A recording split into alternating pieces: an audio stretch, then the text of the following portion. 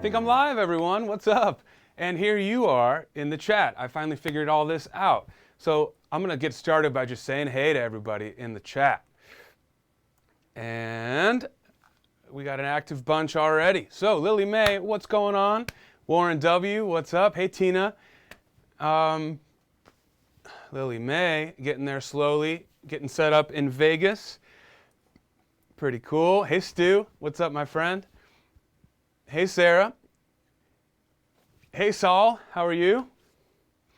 Good to see all these names in the chat today. Yes, yes, yes. I just want to make sure I'm not missing any questions before we get started. Hey, Tina. Tina says, Lily Mae, your parents are pretty cool to make your piano part of the Open Me First box. I agree. That's pretty sweet. I hope the move was good. I hope it all went well. Lily says, last thing in the U-Haul, first thing out. This girl knows her priorities. I can appreciate that. Yes.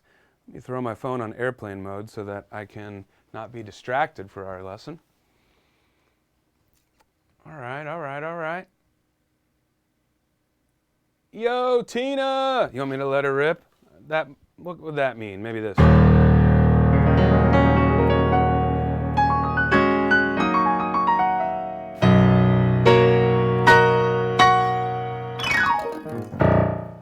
All right, there was letting her rip. There's something at least. Hey, Dave, Indiana. All right, I'm glad you're here for a bit. Hey, Charles. The keyboard is round. Yeah, I have a different kind of a camera today so that you could see more of me, including the keys here. And in order to do that, I had to use what's called a wide-angle lens, or a kind of like a fisheye lens. And that makes everything around the edges a little bit more rounded. So I do not have a round keyboard, although, has anyone ever seen that 360 keyboard that you stand in the middle of and you can go all the way around? I wonder if that would work with Playground. And I wonder how much those would cost. Between the piano side and the video side, I'm like doubly interested in getting something like that. All right. Hey, Sarah, how's things going on my end? Pretty good. We've been really busy here at Playground, and we've been producing, I mentioned this last week, we've been producing our next kind of challenge experience. It's not so much of a challenge, but we're going to be getting as many people as we can to participate in a global piano recital, and that's pretty exciting. Of course, it takes a lot of work, too. So at the Playground Sessions team, we've all been keeping very busy. Me personally, things could be a lot worse, you know. Family's healthy and happy, and I get to do music and hang with you guys every day. Thanks for asking, Sarah. Hey, Carlos from Peru. Good to see you. Thanks for joining. Yes, Sarah, exactly. I got the fisheye lens. Hey, Patrick Donovan. Stu, yeah, the 360 keyboard. Yeah, where's middle C? Also, what happened? I wonder if it's like 88 keys and then it starts back over again, because I don't expect it would get lower and higher than your average full-size keyboard. But maybe it's different keyboards with different plugins or sounds on the different ranges. A quick Google search will probably tell me that, but. Okay, well, guys, we're talking about arranging today, so I think we should get started. And last week, we jumped into our original composition as a way to start our arranging lesson. That's pretty cool. Our composition is called Lovely Day at Home, and we're going to pick up right where we left off last week. But just as a bit of a refresher, I wanted to kind of summarize what we're doing, and especially for any new people in the mix today. The topic that was voted on for this month was arranging. Now, what does that mean? Well, arranging, sorry, I just want to get my mic pack out of the way here. I want to make sure I'm not getting any interference. Arranging is kind of like composing in a lot of ways, because you have to make some creative decisions about what notes to use or not use, what rhythms to use or not use, and so on.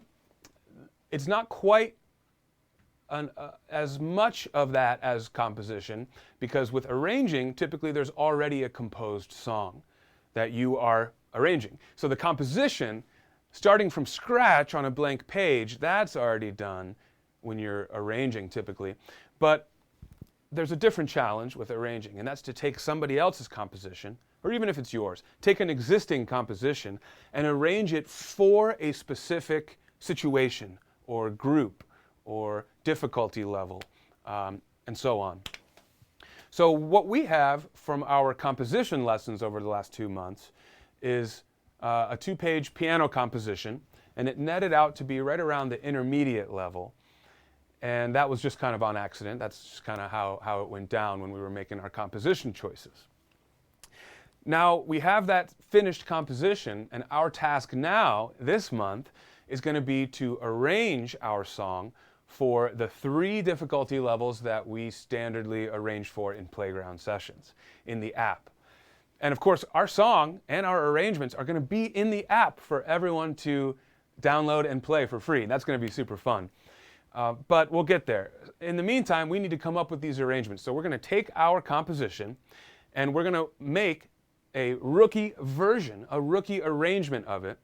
And then we're going to make sure our intermediate level arrangement is still good. Maybe we need a tweak or two from our original composition. And then we're also going to make an advanced arrangement of our same composition. And I thought this would be valuable to everyone because in the process, I'll tell you a lot of what the Playground Sessions arranging team does in their process as they approach arranging songs for our song store. So there are a handful of general rules that we follow and that I'll teach you guys so that you can follow those same kind of rules if you like when you're working on your own arrangements. But then, of course, there are also other creative decisions that can be made that may be different than what the Playground Sessions team does, and we can talk about that stuff too.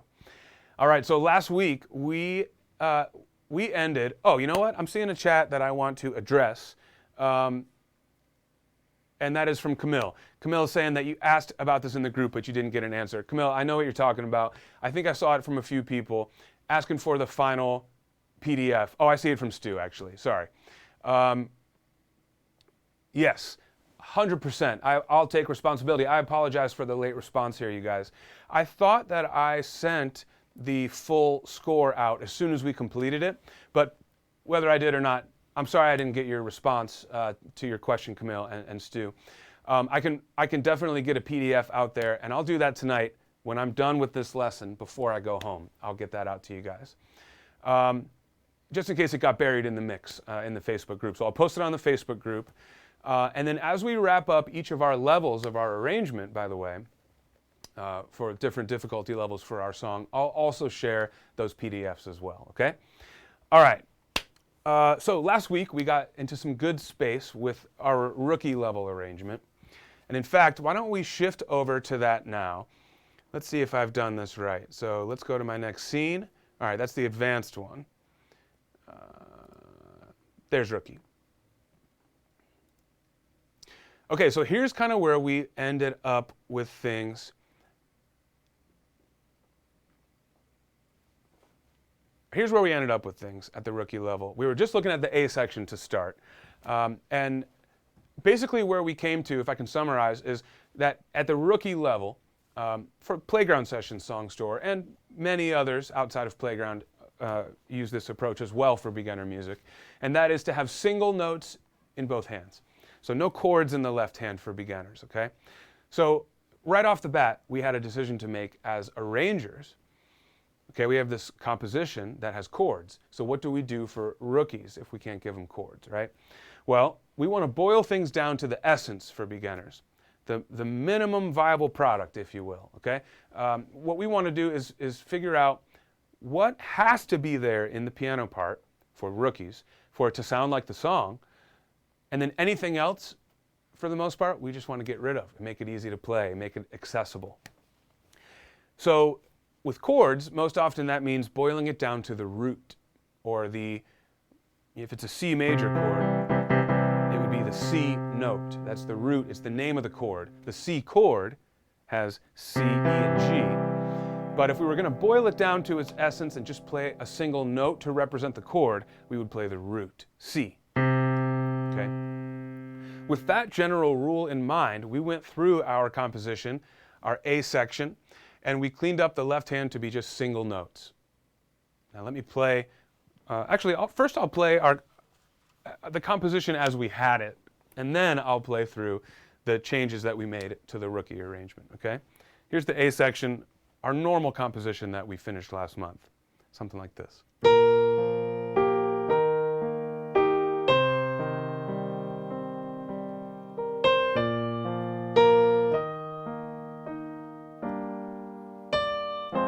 Oops.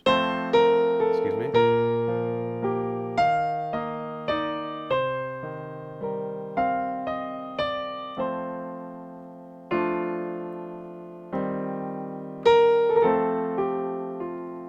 Now here's what we did for the rookie level arrangement.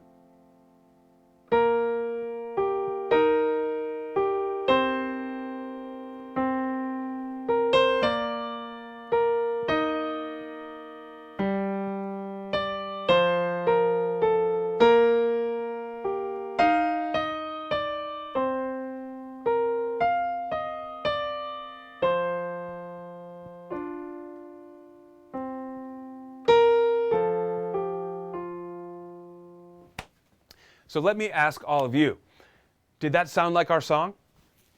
I personally believe that it did. I think that was our song. Now, obviously, it was a simplified version. That's the whole point. Another way to say arranging for rookies is to say simplifying, right? That's a generalization that we could use. Obviously, it's more than that, but basically, to me, that sounded like the song. But of course, it's much easier for your left hand to play. That's the point for rookies. So then what we did after last week is we switched gears into the advanced territory. Now, I'm going to get over there now. Psh, there it is. And of course, you're going to see that I did not add our chords in yet. And that's because we were still kind of midway through coming up with our part, right? So I'm going to basically refresh our memory for where we were at last week with advanced, and then we're going to just roll right into continuing our advanced arrangement for today. Sound good? Okay, so we talked last week about trying to find a way to take two approaches in the left hand and sort of combine them so that you're doing them both at the same time. And that was to play, have the weight and the fullness of block chords, but also to have the rhythm and the forward motion and momentum of broken chords. How do we do block chord fullness and broken chord rhythm and momentum at the same time? And if you remember, I was experimenting a bit with that in my left hand. It kind of went something like this.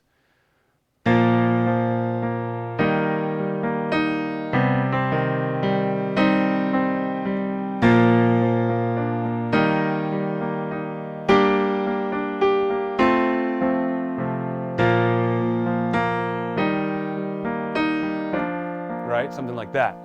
Now, basically what I'm doing there is I'm mostly thinking about a broken chord pattern. But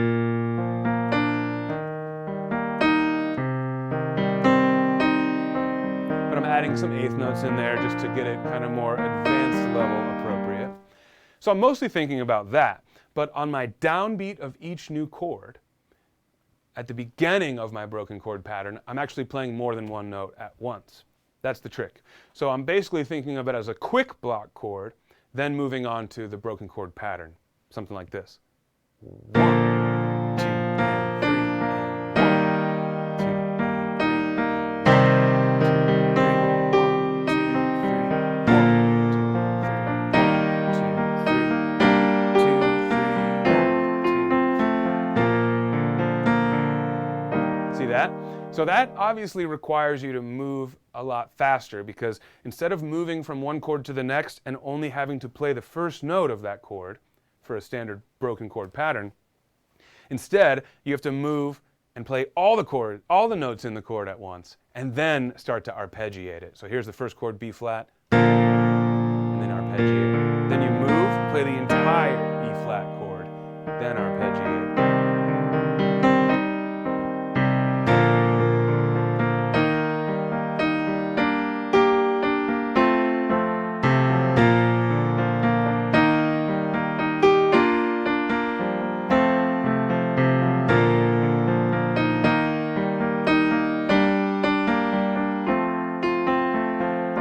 That's the idea. So that's where we kind of netted out last time. Are people still feeling good about that?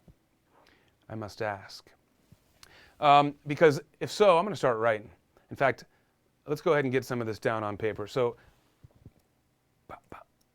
almost.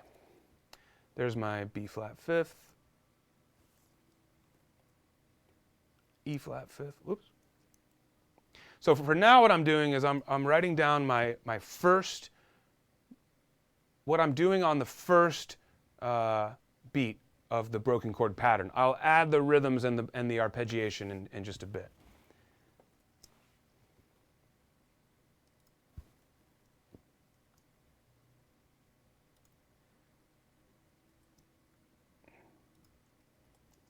Okay, and we'll just stay focused on that line there. In fact,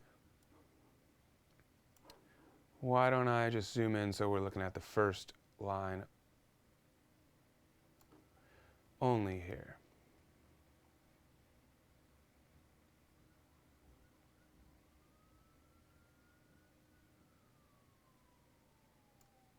Okay, that works. All right, so here's what we have on screen now. 1-5-1 for every one of these chords.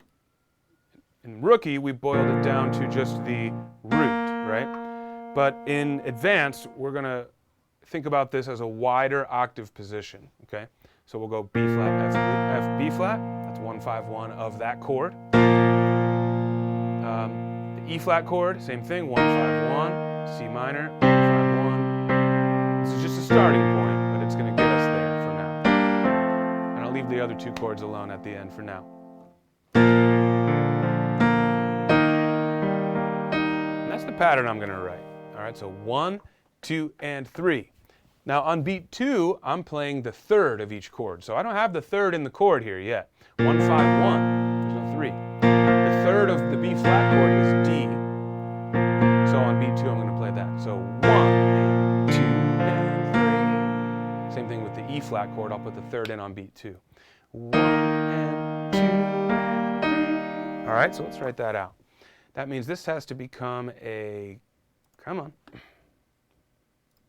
a quarter note. And then we're going to get an eighth note here, D, F, and then a quarter note on B flat.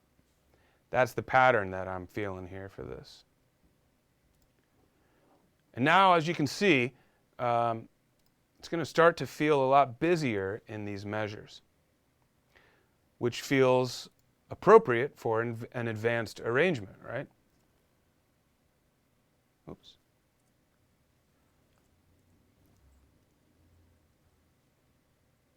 Give me just a sec here, and I'll just get the rest of these in.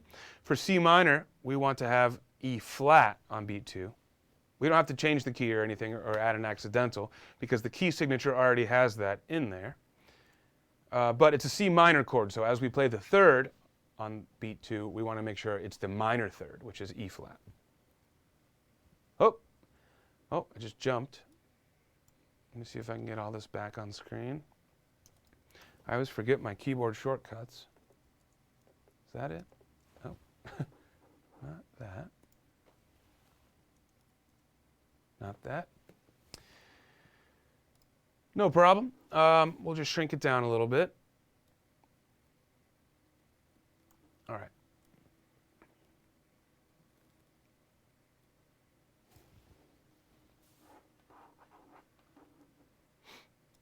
All right, where were we? Now this needs to be a quarter note. All right, just jumped back. And then I'll repeat this for the next measure. Why not? And then we get another one of these for down here. All right. Now let's take a look at what we have on screen. I will play it. Ready?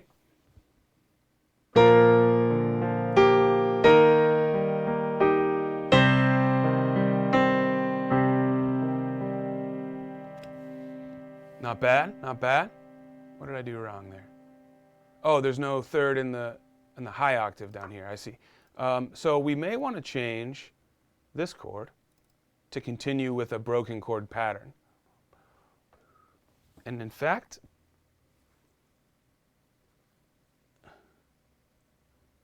Oh, wait, not that one. I need this one. Let's take it up to E flat, and then we're going to walk back down through our pattern. Now, this is reminiscent, I hope, that you all see.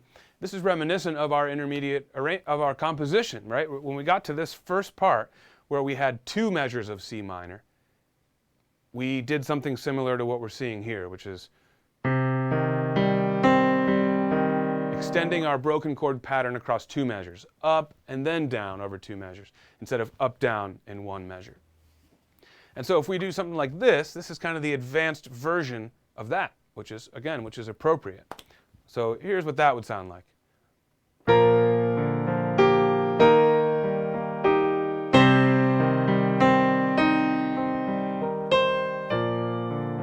Cool. I'm cool with that. But in fact, if there's one thing I was thinking, it's that this final note here at the end of measure 4 in the left hand, maybe something's a little busy in here. In fact, maybe it's this. Maybe it's this 8th note. So let's keep these quarter notes at the end here, and then I'm going to bring this one up to a G. Let's see if we like this better. Again, trial and error is our best friend sometimes.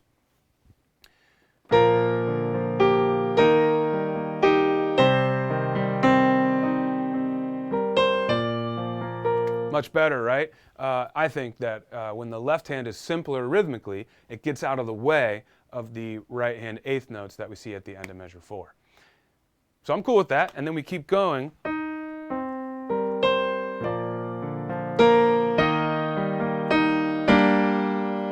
All right, now let's make a change in here. So I like the root position.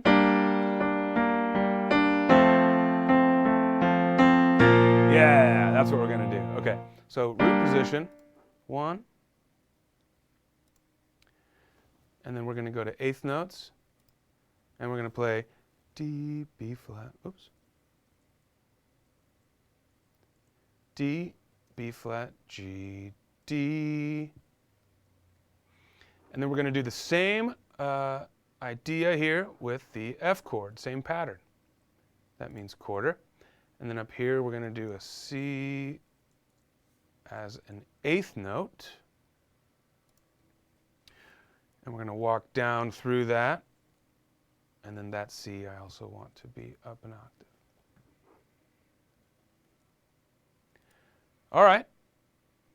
So, my friends, here is where we are now with our A section. Check this out.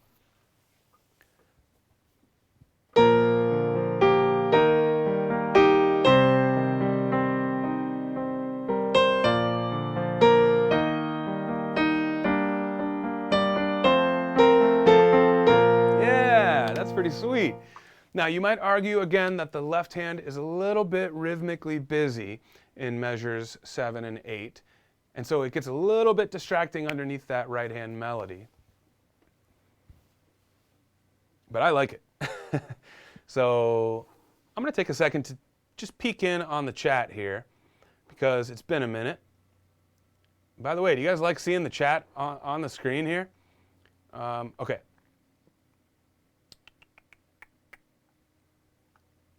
Let me go up and see where I left off here. Okay, hey John. Hey John.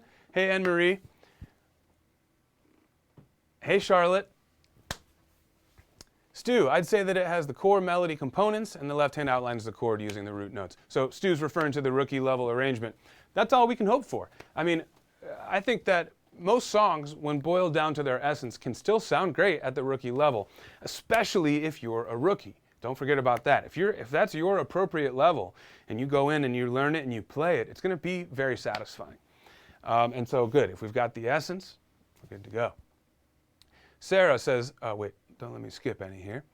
Lily, excited for advanced. Charles Smith says, I understand, but I thought the 3rd and 7th were the guide tones for any chords.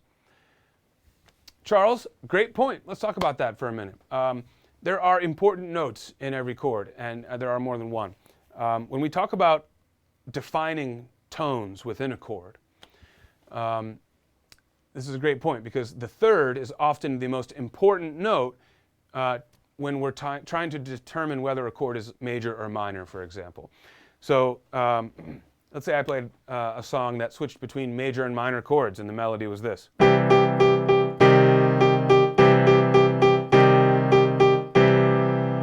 only note that changed throughout was the third. It was the E to the E flat. So if we wrote that without the third, it would sound like this.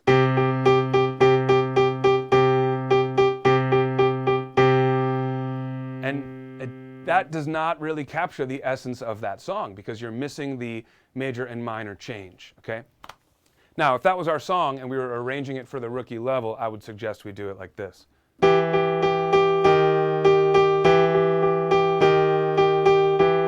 Because that more accurately captures the essence of the song.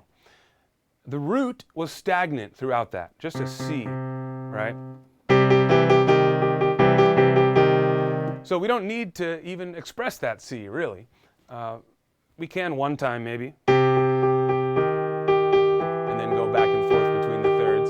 But in an example like that, my point is that you would be right. The most important note there in capturing that song's essence would be the third in the left hand, not the root.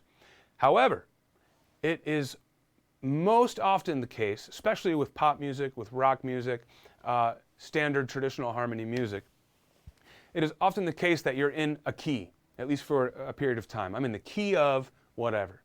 And here we are in the key of B flat major in our song. If you're in a key of something, the chord, one chord doesn't ever change from major to minor if you're in the same key. Like our example there, C major to C minor, C major, C minor. You'd be hard pressed to find a song that does that through the whole song. Instead, what you're going to see is C major and then D minor or A. The minor chords that are still in the same key as C major. And if you're operating in that world, then the root does become the most important note to define the chord. Because if you know what the root is, you know what the quality of the chord is. At least, if you're staying in this traditional harmony world, where the one chord is always major, the 5 chords major or dominant, 4 chords major, the 3, the 2, and the 6 chords are always minor. So if you put the root down, it's implied that you're playing the correct quality chord. The root is important to tell you what note to build the chord from.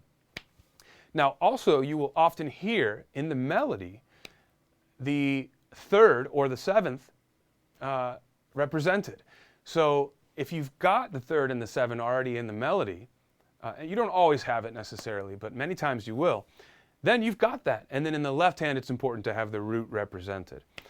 So these are general rules. But as a starting point, I think it's smart to say that for these types of piano arrangements for beginners, I think it would be wise to play roots as a starting point in the left hand. Now, once you get roots down on your page or on screen, if you decide, hey, you know what, in this measure, I think it makes more sense to go to the 5th or go to the 3rd of that one chord, you're welcome to. That's totally your call. But it's a good point because we've talked about how 3rds and 7ths are actually the most defining notes in a chord, but that's in a different context. That's more true when we're talking about playing more advanced jazz harmony especially, where oftentimes you don't even need to play the root, and you only play the 3rd and 7 of the chords, right? But for what we're doing today, for what we're doing right here, I think root is still the best thing to do for rookies as a starting point at least. Good question though, Charles. Sarah says, silly question, but when someone's learning from sheet music, do you think you should play note for note, or can you play the majority? Sarah, it depends on what your goal is. If you're performing for a competition, for example, and they're grading you on how precisely you can play the song, then you should probably, really get it down note for note. But most of us are not going to find ourselves in that situation. Most of us are rather going to say, hey, I want to learn this song for fun, or I want to play it for my spouse or my kids or, my friends. In which case I would say we can take the pressure off a little bit. You just have to set your own goals. What is your goal? Do you want to master the song note for note? Then you got your work cut out for you. But it'll maybe be more satisfying when you're done because you'll really have mastered every single note. Or if your goal is to learn most of the song relatively quickly, then you could give yourself a pass on certain things if you wanted to. it really just depends on what your goals are. I would say you want to be able to play the song enough so that someone could recognize it as the song without you telling them. If they can't recognize the song, maybe you need to learn a bit more of the real arrangement or the real composition. But yeah, I mean, what's the worst that's going to happen? Someone is listening to you and they might say, hey, I know that song and you played that one note wrong or you didn't play it. Okay. I don't know about you guys, but I play piano because it's super fun and satisfying. And it's kind of like healing in a way too. It's like therapy in a way. So I do it how I want, not for anybody else. Good question though. I mean, that's the right kind of stuff to be asking. It sounds like you're interested in learning some challenging songs, and that's good to hear. Stu says, does Playground support arpeggios with a sustain? I know that the sustain pedal isn't really covered, but building up a block chord note by note sounds amazing. You're absolutely right, Stu. I'll say that Playground supports it in the sense that, you know, the sustain pedal, if you play notes with the sustain pedal, like I am now, and you hear them ringing, you will hear notes sustained in the Playground app. So the app recognizes the pedal's effect on the notes that you're playing, for sure.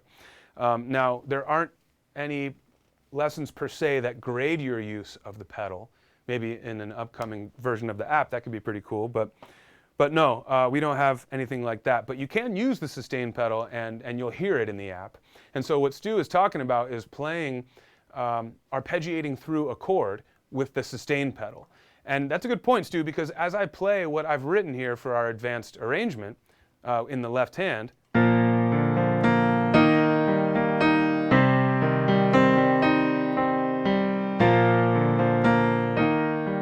I am using the sustain pedal for every one of those measures. That's because without it, it would sound like this.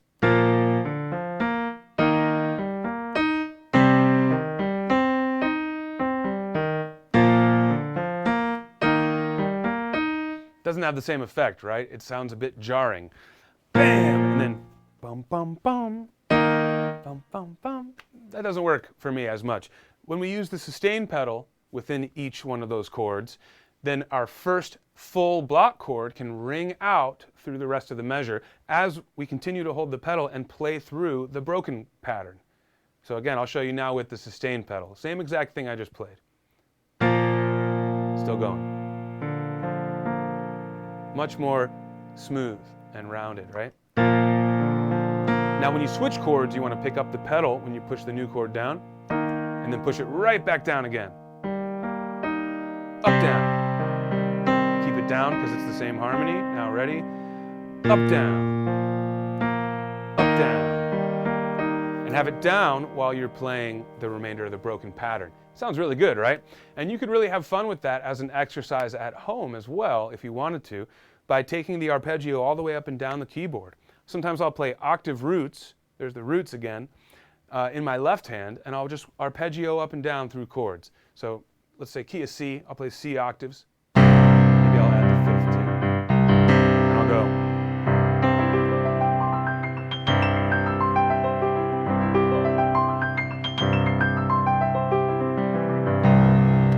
If you have the pedal down through all that, because it's just the same three notes across the whole range, it'll sound good.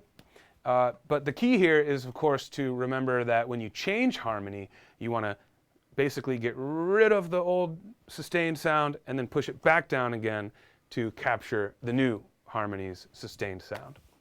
So then you could work on practicing all the way up the scale. Here's C, and then I'll go to D minor, E minor, and F. I'll go up and down once, and then I'll move. And watch what I do, or listen to what I do with the pedal as I change harmony.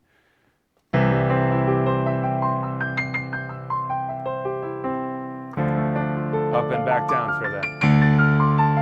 Now, up and back down, keeping it down. Up, down. Up, down. Up, down. Up, down. Okay, so that can be fun. I think last week we were talking about how scales can be a great warm-ups and practice material if you harmonize them. All right, we talked about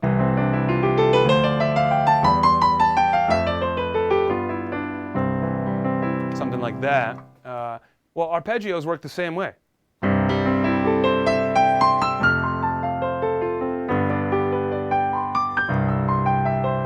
do them and switch chords as you go. And then you can imagine playing that kind of stuff for hours, right? And you're still really just working on one core concept. Good call, Stu. All right. Let me catch up with you guys in the chat here.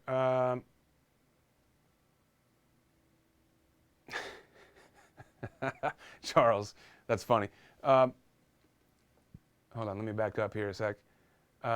Cool, so Stu's saying, yeah, you like the chat on the side. Great. Yes, sir.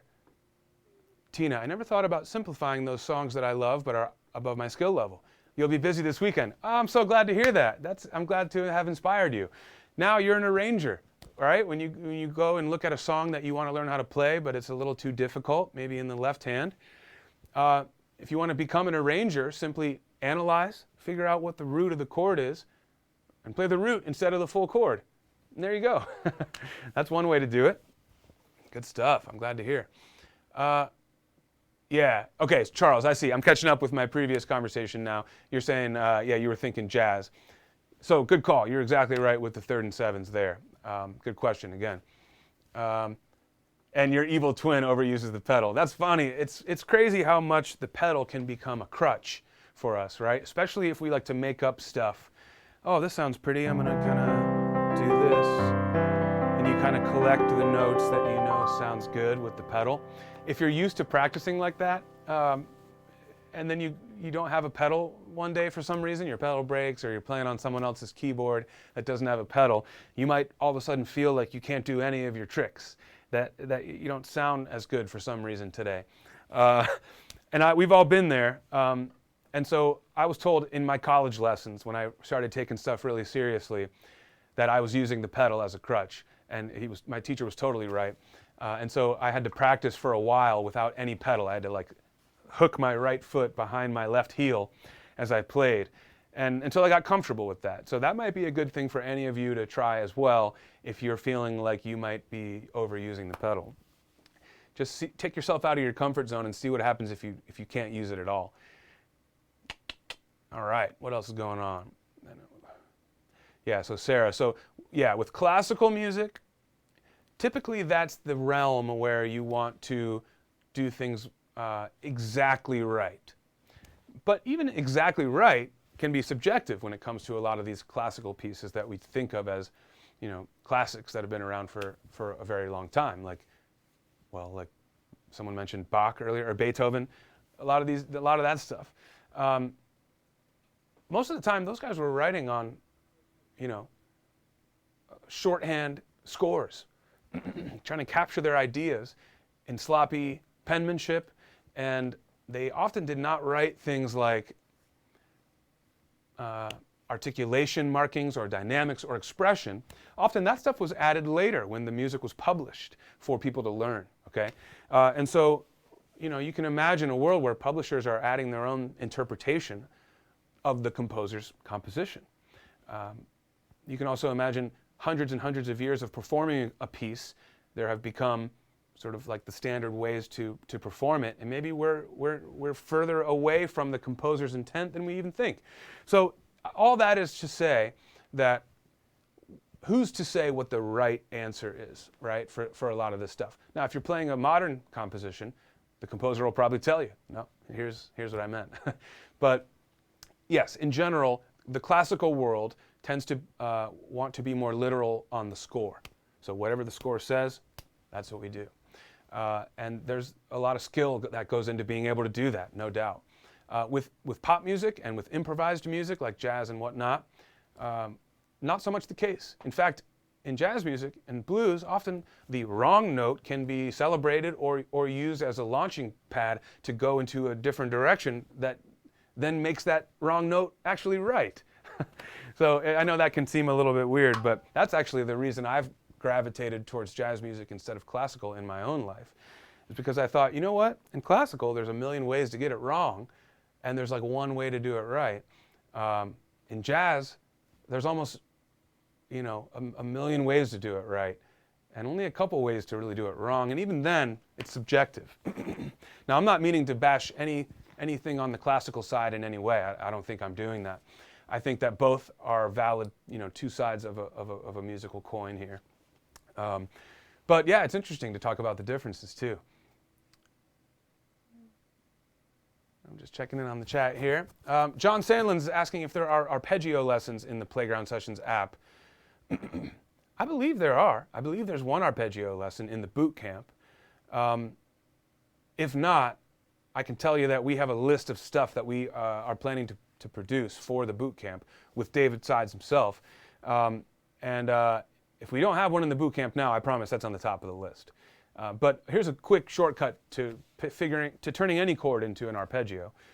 It doesn't matter what the chord is. Play it as a block chord, move it up an octave, play it as a block chord, move it up an octave, play it as a block chord, and so on. And then do a broken chord. Take your time. Okay, now moving up to the next octave, same thing. Next octave, same thing. And then as a final step, you want to do it without any pause between the octave shifts, which would look like this.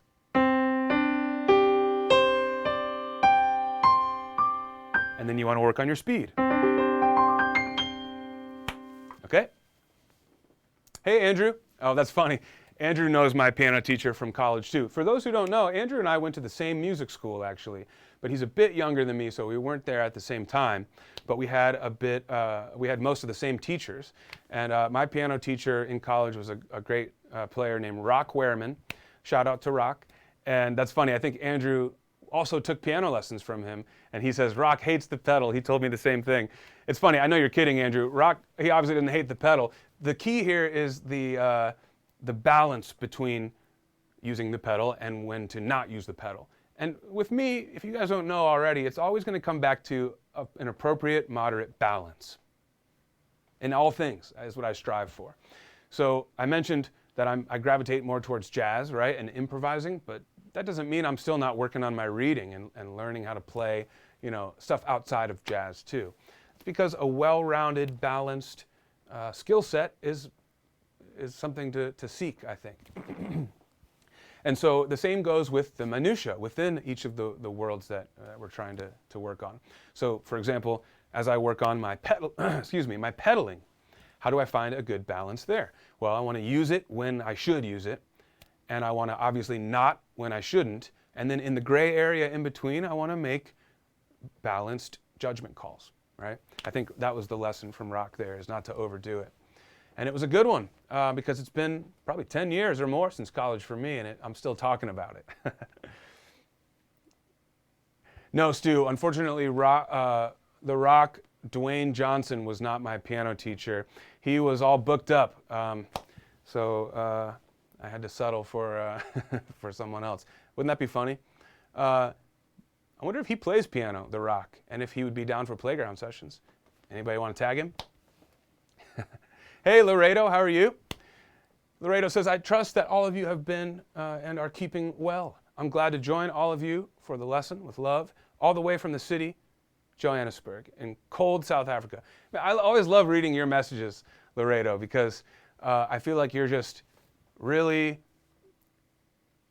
happy and just proud to say what you're saying. And it always is an official welcome from your town. I just love it. I love seeing your name pop up and your chats pop up. So thanks for hanging and writing in.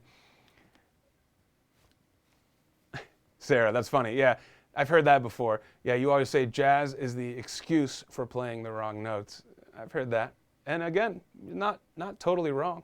I would actually say that the best jazz musicians, Miles Davis is being one of them, one of the things that made them so great was that they could disguise a wrong note and make it sound right. It sounds simple enough, but it's not. And that's the challenge.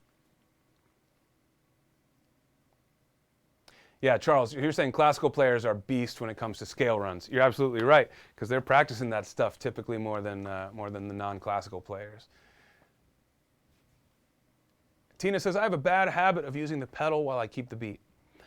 Never did that as a kid. Not sure where it came from. That's interesting. I've actually seen people do that too. You're not pushing it all the way down and back up necessarily, but you're kind of tapping the pedal with your foot. You can probably hear me do it. Yeah, so I guess what's interesting there is You could just shift your foot off the pedal, and then you can keep time on the ground, but then of course you can't use your pedal. So what I would suggest would be to see if you can switch over to the left foot. Now I wouldn't just do that today and say, okay, let me try my left foot. Instead, I would ease into it, and I would say, do it with both feet for a while. Get used to that, and then see if you can do it with just the left. It may take some days or weeks, because just like anything else here with an instrument, you're training your muscles to store a habit in its muscle memory. So if you want to learn how to do scales fast, like Charles is saying, you have to do it over and over and over and over, first slowly, and then you speed it up, right? Well, the same thing is true for all of this stuff. I just saw a comment in here that's making me feel like we need to get back to the lesson. Sarah's right. Sarah's saying, has this lesson become a Q&A? So I'm going to make sure that we get more arranging done, and then I'll check back in with you guys at the end here. Good call, Sarah. Thanks for keeping us on track. So I'm going to go ahead and say that we have our advanced left hand for our advanced arrangement of Lovely Day at Home. Now let's talk a little bit about what we could do in the right hand to spice things up, all right? I'm going to play through as written here, and then we can talk about it.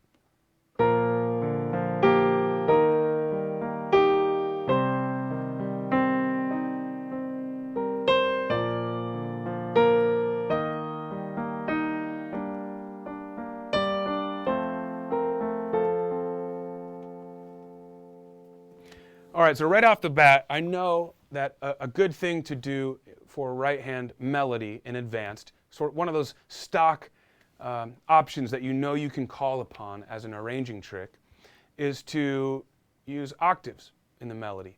But like everything else, the pedal and everything else we've been talking about, we don't want to overuse it. We want to use it in moderation. In other words, we want to find an area that will benefit from using octaves in the right hand for a certain effect, instead of just saying, let's slap octaves across all this. So with that said, let's think about how we could apply octaves to this. Now, first of all, what does adding an octave to the melody do to the melody? Good question.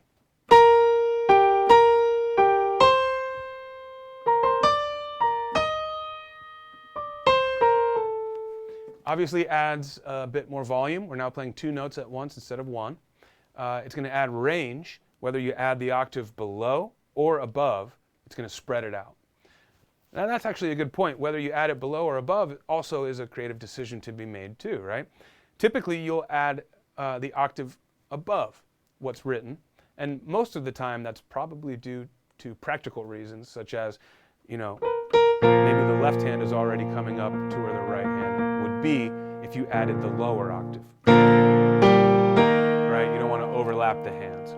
So practicality says add the octave above the right hand melody, and then you get this.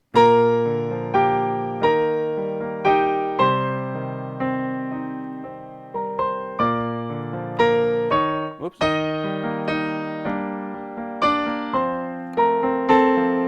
Something like that.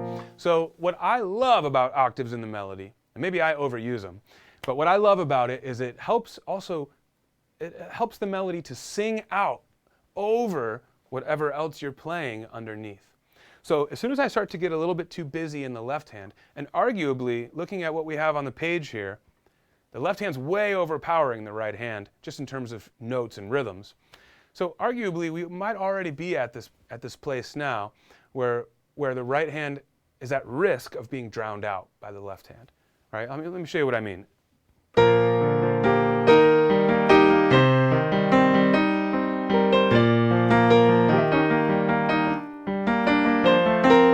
I was exaggerating there, but you get what I'm saying. If you're too busy on the left hand and you're not thinking about the right and getting it to stick out over the accompaniment part that you're doing underneath, you risk losing the melody.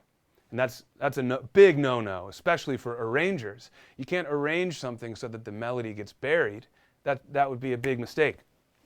So by adding the octave above, it helps cut through the busyness of the left hand for a few reasons. One is because, again, you're now doubling up the notes so the volume's louder, but you're also extending the range of the melody up an octave, which helps just in range-wise, it helps the melody stick out more as well. And lastly, what I like to do with octaves in the right hand is roll them just a bit. I like to play the bottom one first and then the pinky one. Let me show you what I mean.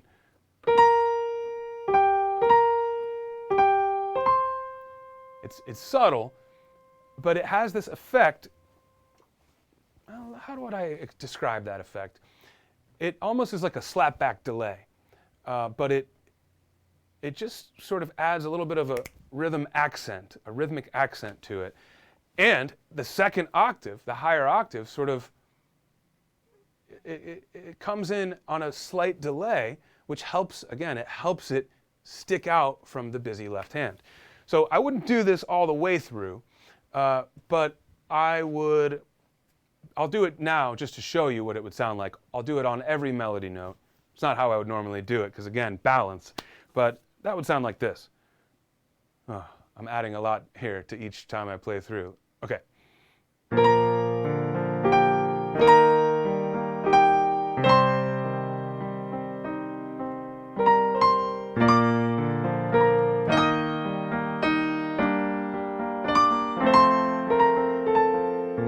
Okay, something like that. I really like that rolled octave sound. And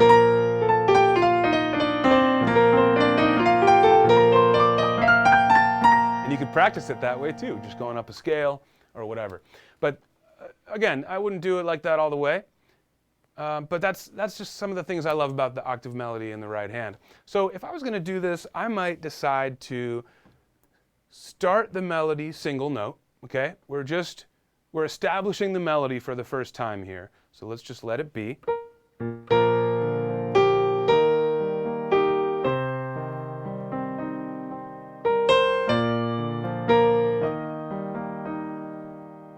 Here, maybe. And that's a pickup into the next section, which then could have octave melody in the right hand. Okay, I'll start there. So I'm going to add an octave to all of these. And my shortcut in Sibelius is just to highlight and then hit 8.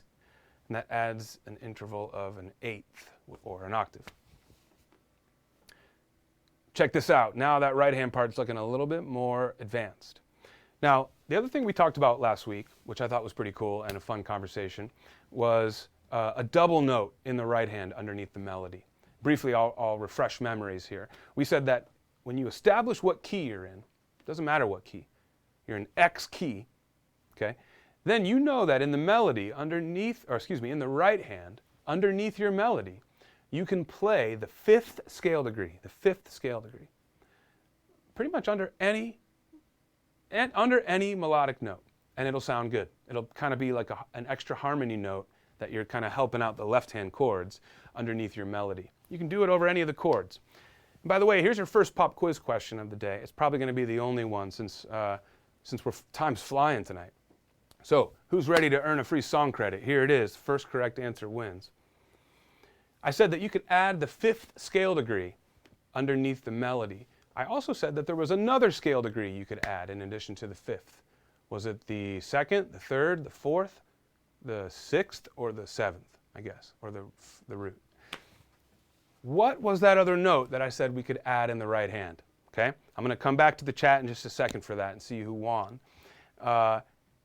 But that's the last thing I'd like to do here is think about ways that we could add a harmony tone in the right hand underneath.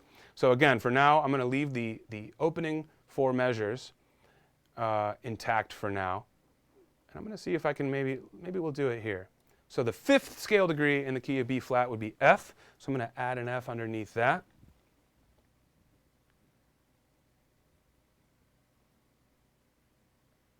And let's see what that sounds like.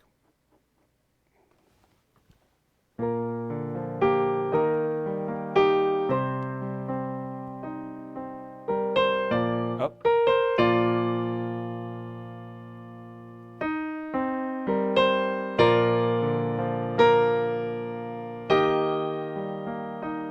All right, and then what I'd like to do here is do something cool. We didn't really talk, well, we did talk about this actually. I said that you could add the fifth scale degree of the key to any chord underneath the melody, right? I also said you could add another scale degree, which I'm going to check the chat in just a minute to see if anyone got right. But of course, you can also add any of the notes that are in the current chord that you're playing over as well. So for example, measure 6. In the left hand, we have E flat, 1, 5, 1, and then we fill it in with, right? The right hand, we're playing an E flat in the melody. That's the root of the chord. It's also in the melody. Now, in the right hand, I'd like to add this G. The G is the third of this chord, so we know that works. That's not even a trick. That's just adding one of the chord tones that we see here. And that's going to be cool, in my opinion, because, come on, mouse, because it will sort of build upon what we've done in this measure. So in measure 5, I've added the 5th scale degree in the key of B flat underneath my melody, which is F. So that's cool. Next measure, check out my right hand thumb. So in the right hand now we have, oh, I love that. All right. Okay, I'm going to see what's happening in the chat here, you guys, because I'm seeing it moving.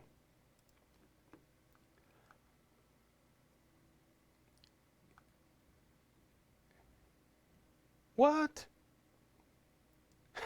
Lily Mae just told me that Dwayne Johnson, The Rock, that's cool. I got to check this out. She says there's a video of The Rock playing The Entertainer on a floor piano on YouTube. That's cool, man. Maybe, who knows? Maybe he learned it from us. Sarah says you may want to make a lesson a month devoted to Q&A. That's actually a good point. I love checking in with you guys every lesson, and I still would plan to. But you're right. If we've got a topic at hand for me to teach you, we should probably save the lessons for that. So good call. Stu says, I think the octave might distract from the delicate nature of the melody in the first part of the song. It would be useful to add octaves when we want to build a crescendo in the song. That's a great point. Great point. Maybe grace notes in the right hand leading to some of the downbeats as we introduce the melody. Lily Mae, instead of octaves at this part, is it possible to arrange perfect fifths? Sure. I'll come back to that. Sarah, octaves don't like little hands. All right, so I'm seeing a couple of people saying not digging the octaves. That's okay. We can revisit any of this stuff. Okay, Elta says, can you play broken chords along with the left hand? In the right hand, we could, sure. That might distract from the melody. Otherwise, I think the left hand's busy enough to carry us. Remember, we don't want to get too busy to cloud the melody. Stu. Okay, yeah, so I think we're talking about the same thing here. All right, so first of all, I'm seeing some answers on the pop quiz here. I've only got one correct answer in there, and it was my friend John Sandelin. You are right. Now, that's not to say that the other notes that you guys listed, 7th, 6th, 3rd, that might work too, depending on what chord you got or what key you're in, things like that. But as far as a general rule that will work over any chord in a key, there are only 2 scale degrees that'll do that. The 5th, like I said, and what John mentioned, the 2nd, all right?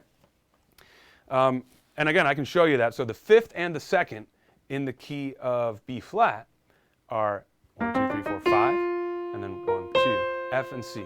I'm just going to play this. F and C's. And I'm going to play through our whole left hand progression. Ready?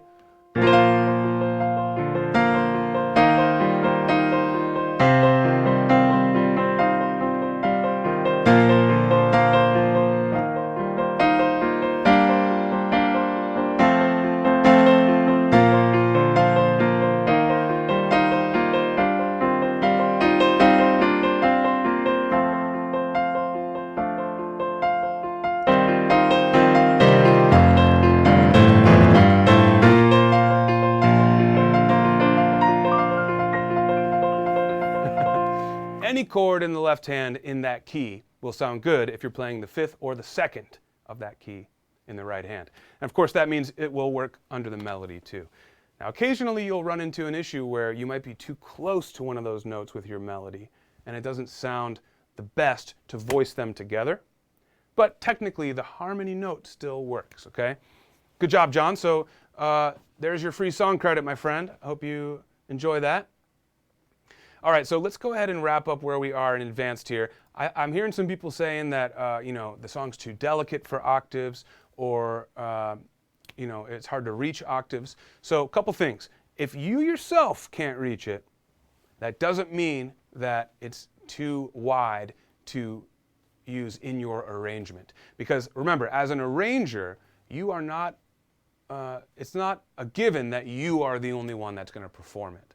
In fact, often you would not be the performer. You would be arranging for a group or for someone else. And so because of that, I would say don't limit your arrangements to just what you personally can play, okay? And I would also say that people are not wrong if they think octaves take away from the delicate nature of the song.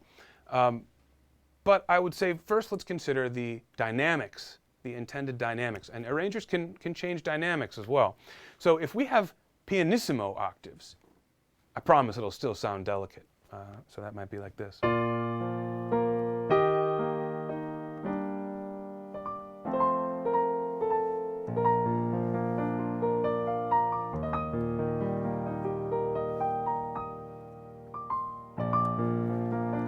So a lot of it has to do with your touch and the dynamics as well. But point taken, we don't need octaves yet. This is a long song. It's not just the 8 measures that we have been working on today. So perhaps we want to leave the melody as it was here for this first A section, but maybe for the second A, or the A that comes back after the B section, maybe that's when we'll do our octaves, all right? So let's briefly talk about our plan for next week. I promise to not spend so much time in the chat so that we can make sure we are getting our arranging lessons in. And to Sarah's point, maybe I'll build into like our Sunday lessons or just a separate lesson in the month to just straight up do a Q&A. And maybe it would also be cool to like bring David Sides in, a little window over here, and we can both chat and you can do a Q&A with both of us. That could be fun too, right? Just some thoughts there, but thank you again, Sarah, for calling that out. I think it was a good point. So we've got 2 or 3 lessons left in May. And so here's where I'd like us to be at the end of our month, okay? I'd like us to have a finished arrangement, means from AABA all the way through our song, for 3 levels, rookie, intermediate, and advanced. I'd like to save intermediate for the end because I think we are already closest to an intermediate arrangement in our original composition. So I think that one will require the fewest amount of changes to the song itself for our intermediate arrangement. So we've gotten a good way done on rookie, and now I think with advanced we've got a nice foundation as well. What I'm going to do is basically between now and next week, well, between tomorrow and next week, I am going to fill in sort of the rest of the song with the approaches, with the general approaches that we've landed on for each of these 2 levels. When nothing's set in stone, we'll look at them together, but it'll save time in the lesson. I won't be actually putting the notes in. We can take a look at kind of what we've decided on in terms of general approach and how it looks through the whole song, and then we'll get nitpicky with it, okay? Our final lesson, maybe for the month, we could get our intermediate arrangement feeling solid. And then that will be our month. So we can decide then if we want to keep going with arranging or do something else. But so far, this has been fun.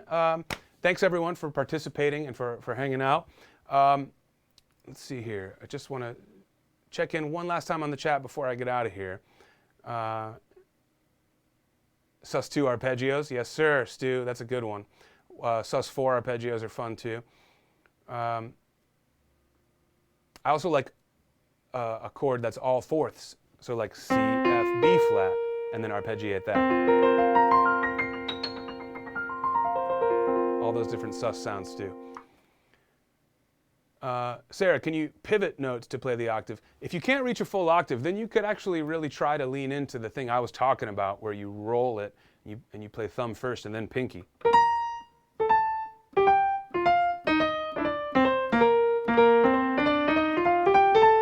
Something like that. Why not? Yeah. Stu says, I've learned when I'm composing not to limit myself to what I can actually play. That's right. Hey, man, Stu's got like the hallmark. He's got like he's got the way to word these. It's funny. Every time Stu says it, I want to be like, yeah, Stu's right, and then elaborate. But I'm like, actually, Stu got it. Thank you, Stu. Charles says, if you can read music, you can look at how other people arrange music. I love how Jim Brickman arranges his music.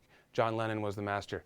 Hey, that's cool. I got to meet Jim Brickman a couple months ago. He was doing a Christmas tour, and he came through the area, and I was actually able to help do some filming for a live show that he did with a buddy of mine.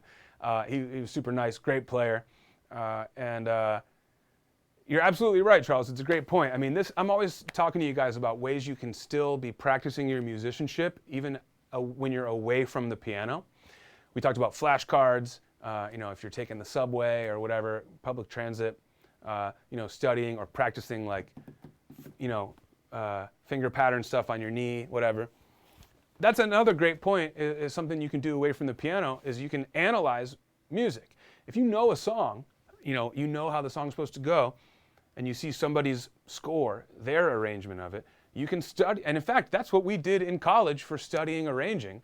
For the most part, we just looked at and analyzed other people's arrangements and learned what they did, so that we kind of knew what tools were available, and so that we knew what the greats had done. So great point. Yeah. Okay, cool. So yeah, so I'm going to schedule that. I'm seeing you guys would like that. I'm going to try and get David Sides in the mix to do a straight up Q&A lesson, or not even, I won't even say lesson, a Q&A session. And maybe I'll be playing and something like this, but we can have David up here too, or split screen. Maybe he can be talking and playing from his house in New York. All right, we'll work on that for you guys. In the meantime, I'll see you 1 week from today. And I think we should have the goal of maybe wrapping up our advanced arrangement next week. That's going to be the hardest one. So let's get that out of the way. Then we'll work on rookie, and then finally we'll do intermediate. Thank you all. I'll see you next week. Bye.